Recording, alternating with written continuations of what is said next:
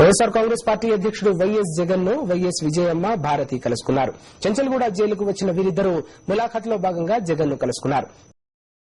కొద్దిసేపటి క్రితమే జగన్ కుటుంబ సభ్యులైనటువంటి విజయం అదేవిధంగా భారతి కూడా కలుసుకోవడం జరిగింది. దాదాపు 6 రోజుల తర్వాత జగన్ కి ములాఖాత్ లభించింది. 6 రోజుల పాటు ఎలాంటి ములాఖాత్లకు కూడా అనుమతించలేదు.